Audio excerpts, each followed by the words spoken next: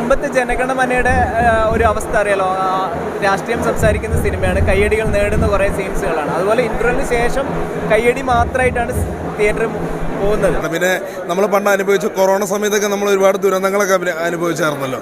അത് വീണ്ടും ഈ സിനിമയിലൂടെ കണ്ടപ്പോൾ ഒരു വിഷമം തോന്നി. കംബാക്കാണ്. നല്ല പടം, നല്ല എന്റർടൈൻമെന്റ് പടമായിരുന്നു. കോമഡി ഉണ്ട്, രാഷ്ട്രീയത്തിന്റെ ഉണ്ട്, മതപരമായിട്ടുണ്ട്, എല്ലാ കാര്യങ്ങളും കോർത്തിണക്കൊണ്ട് ഒരു നല്ല പടം. നന്നായി കണ്ടിരിക്കാം തീർച്ചയായും.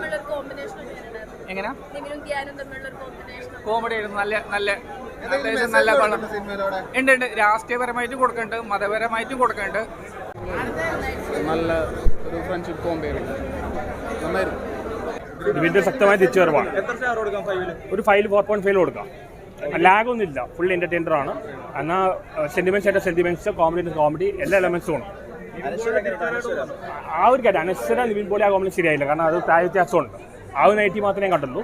ഇല്ലെങ്കിൽ നല്ല മൂവിയാണ്, ഹിറ്റാവേണ്ട മൂവി തന്നെയാണ്.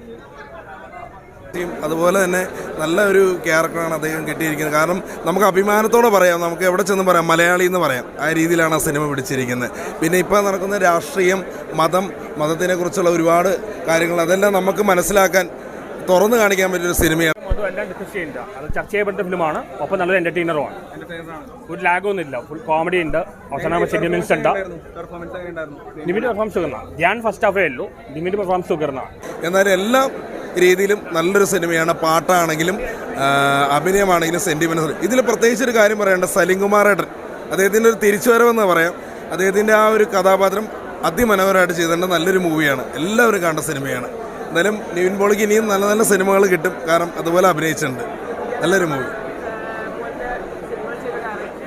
ജനഗണമന സിനിമേനേക്കാളും അത് വേറെ സബ്ജക്റ്റ് ആയിരുന്നു. ഇത് അതിലും വ്യത്യസ്തമായൊരു പ്രമേയമാണ്. എന്തായാലും അദ്ദേഹത്തിൻ്റെ മറ്റൊരു പൊൻതൂവിലാണ് ഈ സിനിമ. എന്തായാലും എല്ലാവരും കാണും.